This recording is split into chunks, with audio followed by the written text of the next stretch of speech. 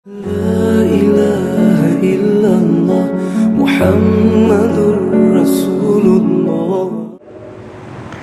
Adik-adikku sekalian dan siapapun yang menyaksikan kita pada hari ini, alhamdulillah, terima kasih atas kesempatan yang diberikan kepada kami. Kita berbicara tentang salah satu daripada rukun iman yang sangat inti dalam Islam. Ketika Jibril bertanya kepada Nabi SAW, mal iman, apa itu iman? Iman itu adalah, kata Nabi, engkau beriman kepada Allah, engkau beriman kepada malaikat, engkau beriman kepada kitab-kitab Allah, engkau beriman kepada rasul-rasul Allah, engkau beriman dengan hari akhirat, dan juga biqadri khairihi wa syarrih, beriman kepada kadar baik dan kadar buruk.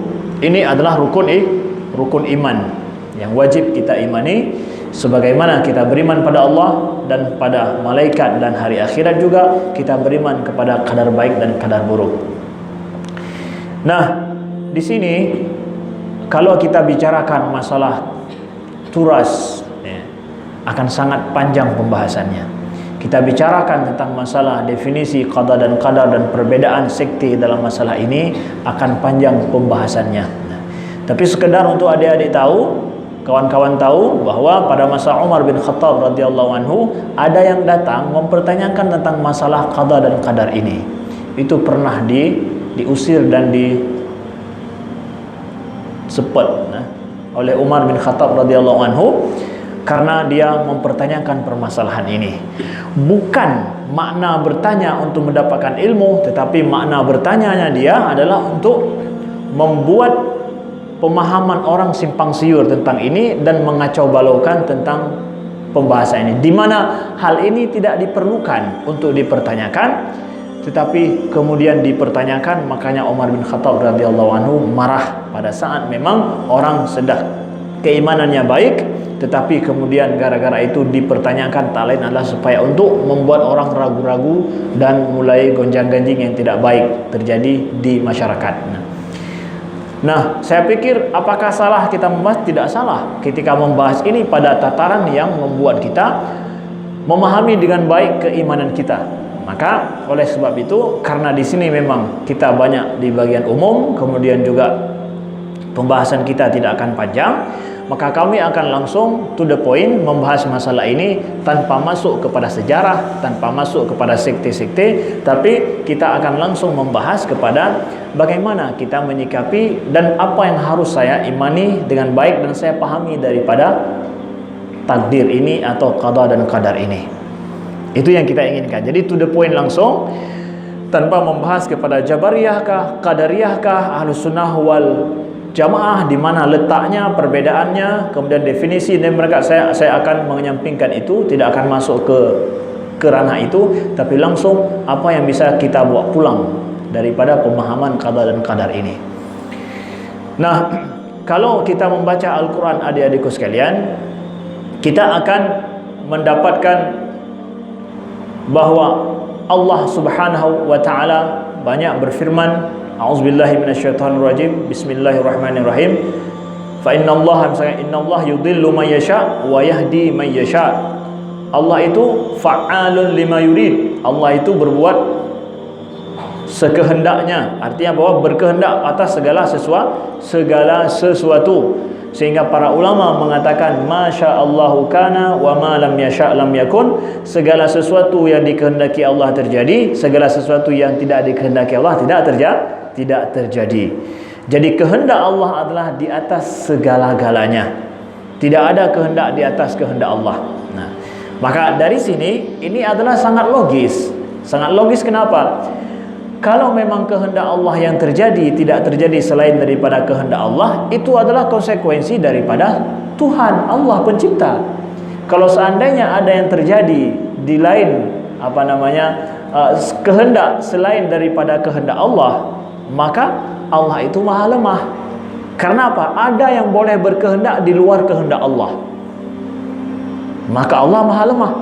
Artinya ketika saya berikan ruang di situ, di tempat ini misalkan, ini adalah pekarangan masjid, punya siapa? Ini punya semua, adalah punya masjid. Kalau sudah punya masjid, berarti pengurus masjid ini berkehendak untuk boleh berkehendak untuk berbuat segala hal yang sifatnya untuk bermanfaat bagi masjid. Tapi apabila ada satu pojok di area masjid ini, di bagian ini tidak ada urusan dengan pengurus masjid, ini tidak boleh ada di campur tangan pengurus masjid. Akhirnya datang orang buat toko sedikit, jadi pengurus masjid tidak boleh melarang. Dalam pekarangan masjid ada di situ keterbatasan pengurus masjid untuk mengelolanya. Berarti pengurus masjid ada bagian yang dia tidak bisa berkehendak di situ, ada terbatas. Nah, di alam semesta ini, dalam ciptaan Allah ini, apakah ada batasan kehendak Allah? Kalau ada batasan kehendak Allah, berarti Allah maha terbatas. Ada terbatasnya. Kehendak Allah dalam sini boleh, dalam sini tidak boleh. Dalam ini Allah mampu berkehendak, dari bidang lain Allah tidak boleh berkehendak. Ini menunjukkan bahwa Allah itu terbatas. Namanya Allah pencipta, khaliqun fa'alun lima yurid. Masya Allahu kana wa ma lam yasha' lam yakun. Allah mesti berkehendak sekehendak-hendaknya, dan Allah, apa yang Allah kehendaki itu mesti terjadi, tidak ada batasan daripada kehendak Allah. Baru kita katakan itulah mahanya Allah. Ini adalah tuntutan daripada iman, logikanya juga seperti itu. Kalau tidak, ya Allah maha terbatas. Bagaimana Allah maha di atas segala-galanya? Nah, maka dari sini Allah menyatakan dalam Al-Quran, innallaha la yazlimun nasa syai'a walakinnan nasa anfusahum yazlimun. Tapi di ayat yang lain Allah mengatakan, kalau Allah bisa berkehendak sekehendaknya, sebagaimana tadi pagi saya ceritakan di Masjid Kampung Pinang, boleh dong Allah kalau seandainya Allah itu memasukkan orang-orang taat ke dalam neraka, orang-orang jahat ke dalam syurga. Ya Allah berkehendak sekehendak-hendaknya. Tidak ada la yus'alu amma yaf'al, tidak ada yang boleh mempertanyakan apa yang diperbuat oleh Allah, ya kan? Mutlak berkehendak. Kalau begitu boleh dong. Ya? Boleh orang-orang yang baik-baik ini, macam-macam ini semua nih, orang baik-baik enggak?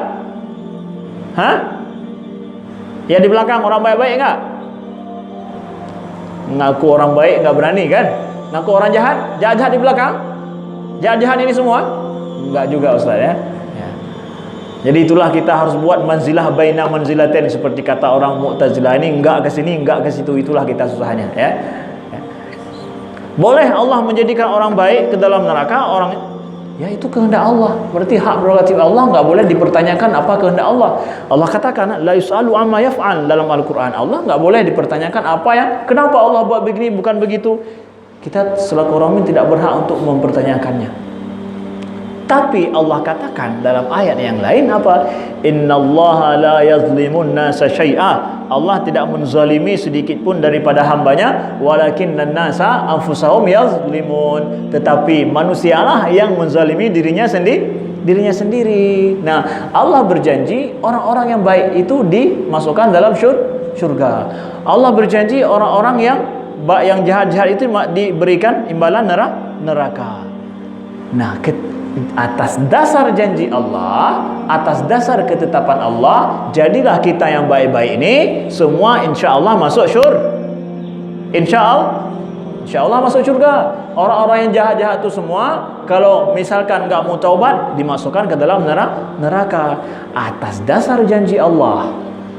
Berarti kalau itu sudah sesuai dengan janji Allah, berarti juga kehendak Allah begitu. Nah, kehendak Allah begitu. Orang yang baik masuk surga, yang jahat masuk neraka. Lihat di sini, kita pahami dari awal sini, akidahnya kita harus meyakini bahwa segala kehendak Allah itu mutlak terjadi. Tidak boleh kita pertanyakan kenapa ataupun bagaimana kok begitu. Tidak perlu dipertanyakan. Dan segala sesuatu yang terjadi itu adalah yang dikehendaki Allah. Kalau enggak dikehendaki Allah, sama sekali tidak terjadi di muka bumi ini ataupun di alam semesta. Nah,